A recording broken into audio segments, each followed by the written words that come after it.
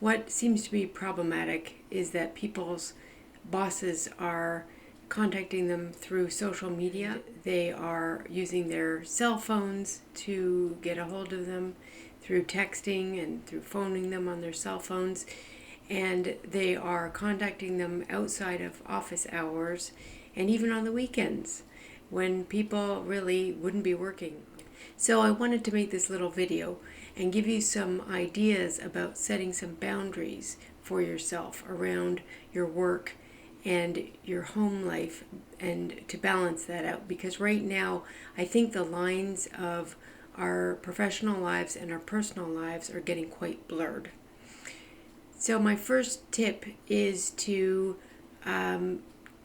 really set it up so that your bosses especially cannot reach you outside of office hours, so that for most people is evenings and weekends, and that you take your breaks like you would if you were going into the office. So a lot of people I'm finding are eating their lunch while they're still working, and they're working sometimes late into the evenings and even on weekends. So, and make sure you take your lunch break and any other breaks that you are entitled to. And maybe try to go outside as well. If you're working from home, it's really, really important that you get outside every day. And that is one thing that we can do right now, is to get outside. Even if we have to social distance, we can still get outside. And getting fresh air, getting some exercise is never a bad idea.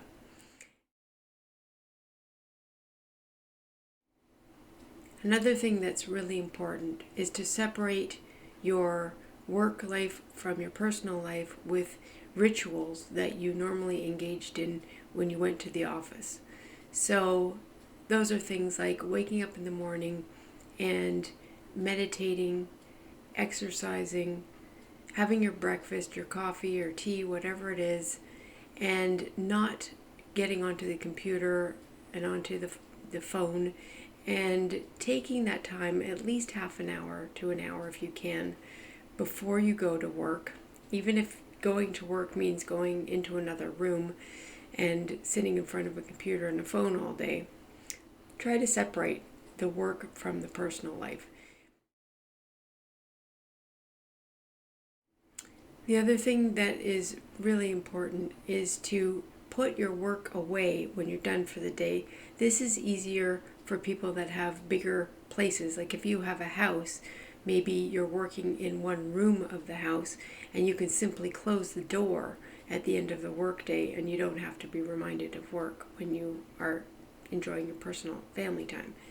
But for those of you that live in small spaces, and a lot of you do, I would suggest putting away your work stuff, whether that's, I don't know if it's books, if it's a computer, a specific phone, it might be separate.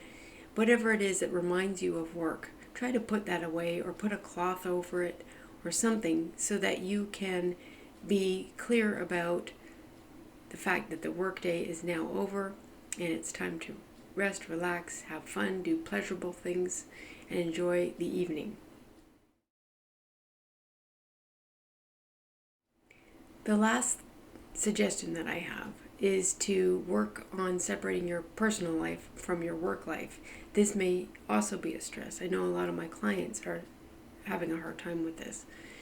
I would suggest that you tell your friends and family members that you are working, and set out the work hours that you are working, and don't answer any calls or emails or invites for video chats during those working hours.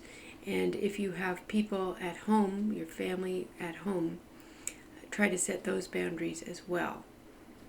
This is difficult for those of you who are parents and are also having to homeschool your children. So that is a big challenge.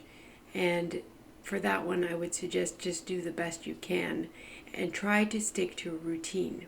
When we stick to routines, we feel calmer, we feel more organized, we feel peaceful, and we feel more in control. And right now, so many of us feel out of control. So really important to set some routines with your kids, which will be good for them as well. Children need routines. And for yourself and your partner if you have one. And the last thing I want to say is just hang in there. This is not going to last forever. We will get through this. You won't be working from home forever, and you won't be homeschooling forever if you are now. And there is a light at the end of the tunnel.